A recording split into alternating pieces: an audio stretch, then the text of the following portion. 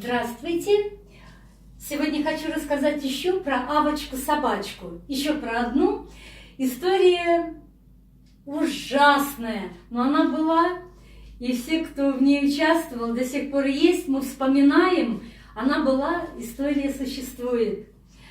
Как-то мы гуляли в своем учреждении, и был праздник какой-то, гуляли долго, стол накрытый, время подошло, по-моему, часов 7, пришла вахтер и говорит: собираемся, не знаю, все ли здесь работают, не все, лиц не знаю, половина, уходим, собираем все, уходим, компьютеры, сожжете зал, уходим. Ксюша, наш руководитель, пошла к ней и говорит: ну, особо-то не надо вот это, уходим, мы еще будем сидеть, это говорю вам я, и нас не тревожить. Еще час-полтора мы отсидим, потом уходим.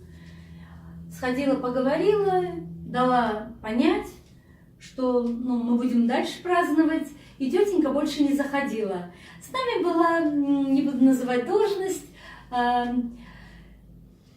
наша знакомая, назовем ее Алла.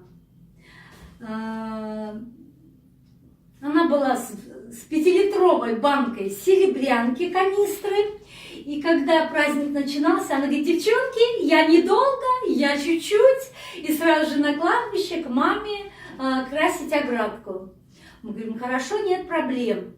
Сидит время 6, время 7, она с нами. Я ей говорю: Аллочка, а не пора ли к маме? Она говорит: пора.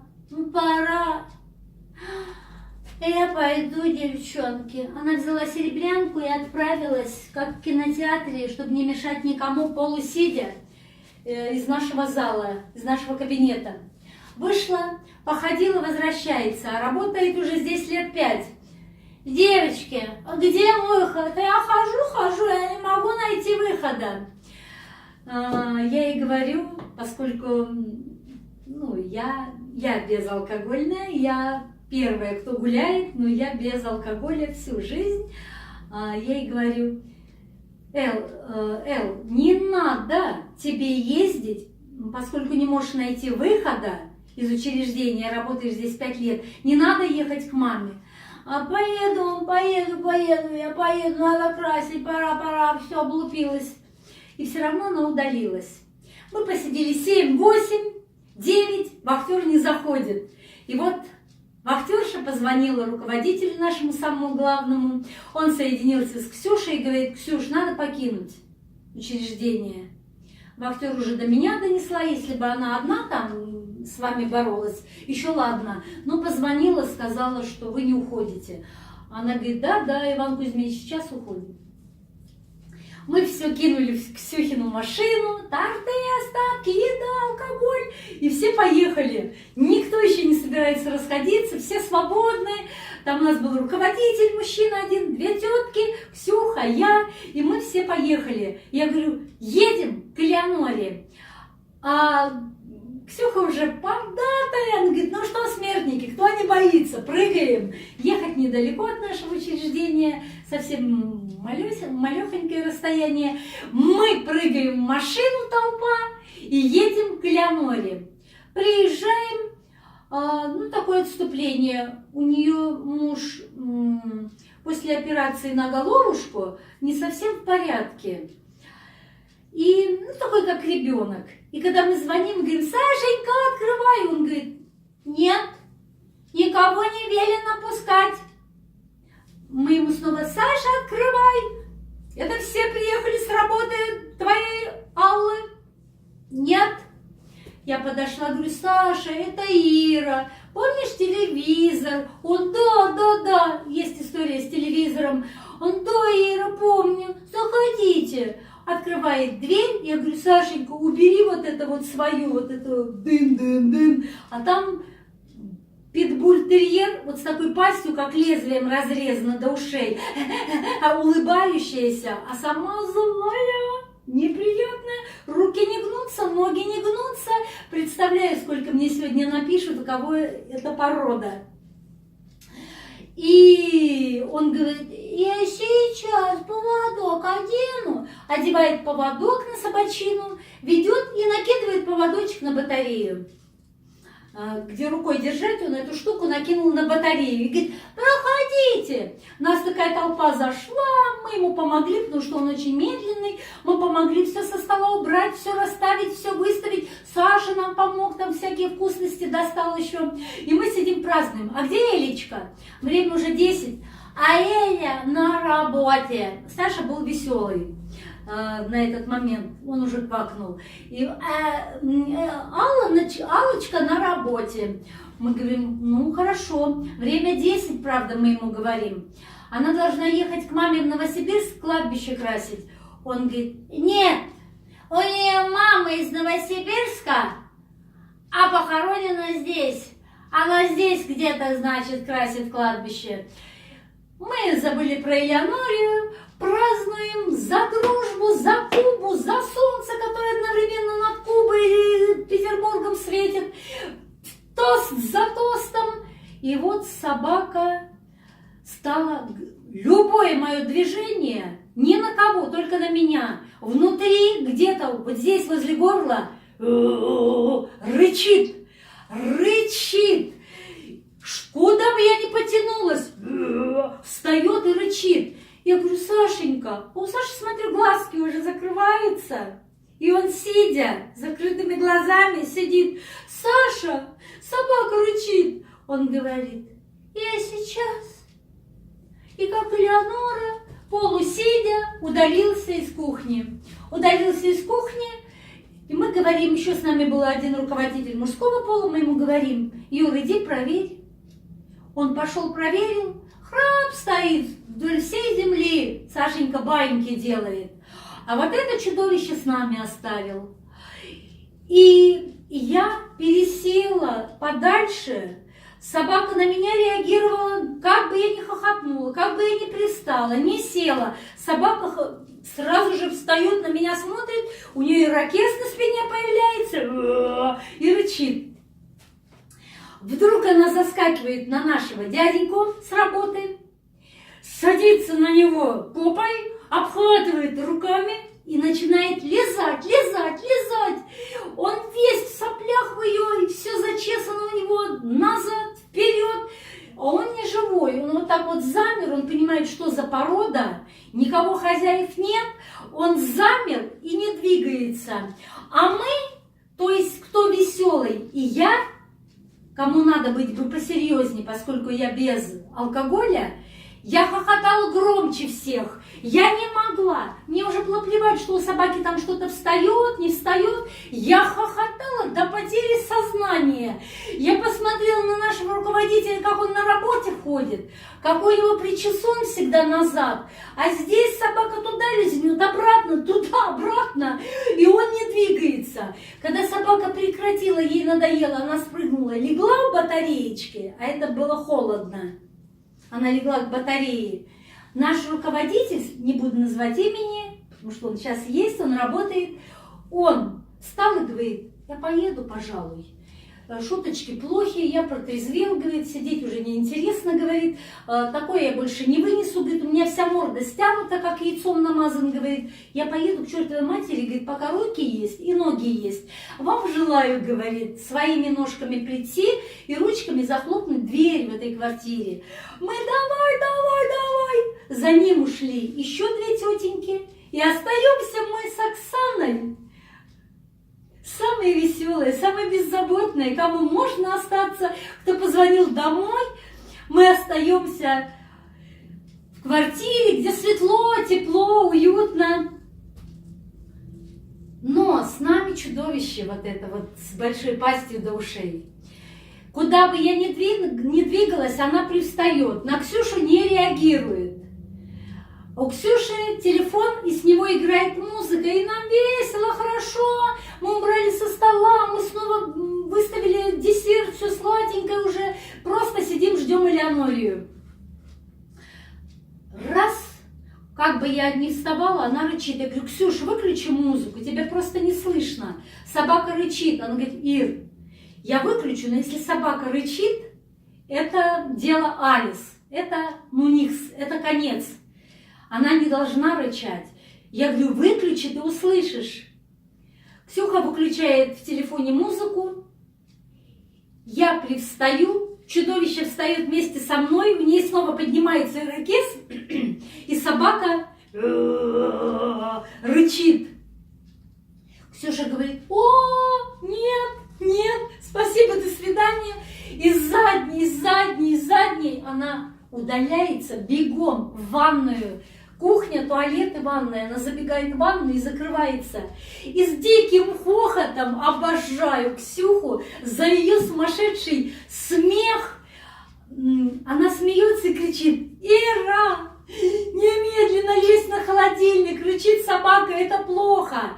Это недолго, это просто, ну, я не знаю, это надо знать, в какое время, как и когда она схватит. Это просто надо знать время, а схватит она обязательно. Залазь на холодильник, потому что с кухонного уголка она тебя растаскает. Я потенциальный трус вообще по жизни. Я сразу же за механизм холодильника изнутри забралась, скукожилась, как царевна-лягушка. Сижу под потолком, собака, я думаю, ори, на твоих маленьких свиных ножках тебе меня не достать. А она там зевала, легла возле холодильника. Ксюша говорит, Ира, кидай ей из холодильника вдаль коридора. Жратву, говорит, пока она будет жракать, ты забежишь ко мне. Я говорю, Ксюш, с собакой никто не играет, она добежит быстрее за мной. Только я уже на холодильник не успею соскочить. Со стола, с кухонного уголка она меня стащит. Ксюша говорит, кидай ей, пока она будет жрать, ты пробежишь. Я, наклонившись через себя в морозилку, кинула ей 2 рыбы, вот так слепленные, в пакетике аккуратненько, порционно были уложены. Кинула ей вдаль. Она тун-тун-тун-тун на каких-то ногтях гремит, как на каблуках. Добежала, понюхала, обратно ко мне. Я говорю, Ксюш, да ты что? Мне 10 минут не хватит спрыгнуть с холодильника, а она понюхала и возвратилась. Она же есть даже не стала. Она мясо ищет. Я залажу в холодильник порционные кусочки. Несколько комочков мяса по порции, но ледяные, гремят аж. Я ей кидаю снова такой комок вдаль коридора. Она добежала, посмотрела каменная, у нее еда стоит. Она добротная, она не голодная. Она понюхала это кожаное мясо, ледяное, обратно ко мне. Она говорит, кидай что ниже. Я ей перекидала все зимнее, в такой вот из морозильника. Дальше наклонилась. Я ей кинула кусок колбасы, завязанный в пакете. Просто за пакет взяла и вдаль кинула. Она добежала. Да. Она разорвала пакет, в свою пасть, в эту вот такую крокодилью улыбающуюся закинула, и ко мне на этих же каблуках том, гремит, бежит на каблуках. Прибежала, я говорю, Ксюш, она за секунду сожрала, там грамм 300, она просто положила и сожрала в рот. Она говорит, ну все, говорит, не беги, потому что поймает. Я говорю, а позор, у Аллы есть сыночка, красавец Артемка, сын потрясающий, с глазами, которые вот здесь заканчиваются. Мальчику лет 25, ровесник нашим детям. И он говорит, я говорю, его еще нет, он сейчас придет, а он придет. Говорю, надо спускаться с холодильника, говорю, он нас всех по имени-отчеству на работе называет, говорю, а здесь, говорю, ну, лягушка-царевна с 2 коленками и впереди 2 руки, говорю, сидит. Ну ты как это понимаешь? А там, ну, просто истерический хохот. В ванной просто. Я ей рассказываю, как я выгляжу на холодильнике. Она там катается. Саша не просыпается. Мы орали его, он не просыпается. Вдруг открывается дверь. Я, чтобы оттопыриться из-за угла, вот так вылажу, смотрю, кто. Заходит Артемка, смотрит на обувь, обалдел. Обувь стоит, не мамина. Обалдел. И я ему кричу, Тёмочка, И он прямо почему-то сразу не в комнаты, а в кухню идет, на кухню. Он пришел и говорит: мать, говорит, а как вы там? А вы что там делаете? Ирина, он даже, мне кажется, и отчество забыл. А вы что там делаете? Улыбки нет? Стыдно? Я говорю: Тёмочка, а случилось непредвиденное? Он говорит: какое непредвиденное? Где мама? Мама на кладбище в Новосибирске. На каком кладбище? Мама красит оградку. Он говорит: время 12. Я говорю: ну мама поехала на кладбище к своей маме. Он говорит: мама ее из Новосибирска, а мама похоронена здесь. А мне лишь бы Ксюха смеялась там в ванной, та ржет до потери сознания. Он говорит: собака возле него скулит, радуется. Я говорю: дело в том, что мамочка поехала красить огород, а мы вот здесь с папочкой. Вы с моим папой? Да, я с твоим папой, только нас было много. А сейчас нас осталось двое. Оксана Михайловна в ванной. Он держит собаку за ошейник, заглядывает: Оксана Михайловна, здравствуйте. Здравствуйте, Тёма, здравствуй. Выходит такая гордая, как на работе решила выйти, как из кабинета из своего. Вышла, он говорит: а как вы с папой? Да мы не только одни, нас была здесь толпа. Ну, мама-то где? Мама красит. Ну, перестаньте смеяться, время 12. Мы звоним Элеоноре, мы и до этого ей звонили. Она отвечает: я езжу в 28-м трамвае по кругу. Кондуктор не знает, где кладбище. Я с серебрянкой езжу по кругу 28-го трамвая. Я уже не знаю, какой круг я сделала. Я не знаю, где мне выходить. Я с кондуктором катаюсь. И он взял трубку и говорит: мама, за тобой приехать? Да, сынок, я потерялась, я не знаю, где я. Я вот серебрянка, у меня 5 литров серебрянки. Он поворачивается к нам, говорит: боже мой, такого концерта, говорит, за 25 лет я еще, говорит, не видел. Никогда, говорит. Спускайтесь, Ирина Юрьевна, я спустилась. Не выпрямиться, врач нужен, все уже склеилось. Я вот такая вот 80 сантиметров и 2 коленки по краям. Я говорю: Тёмочка, а ты не грусти, говорю.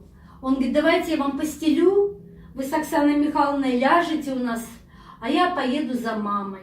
Укладывайтесь, говорит, в комнате, в маминой. Я говорю: нет, Тёмочка, спасибо, что спас. Мы, пожалуй, возьмем такси и поедем домой. И вот когда мы вышли с Ксюхой, машина ее стояла возле Аллы, а мы прыгнули в такси. Ксюха довезла сначала меня, а потом сама поехала в центр города. Сколько мы ехали в машине, мы хохотали навзрыд. Хохотал также водитель. Он не знал истории, потому что вот при одном воспоминании мы просто уезжали, мы раскатывались без колес. Водитель, не зная истории, он хохотал вместе с нами. Он не знал о чем. Он говорит: невозможно ехать, потому что настолько вкусно смеетесь, говорит, настолько заразительно. Так что вот так вот, как мы сходили в гости к Аллочке и посидели с ее собачиной породы питбуль-терьер, никому больше не советую. Всего доброго, пока!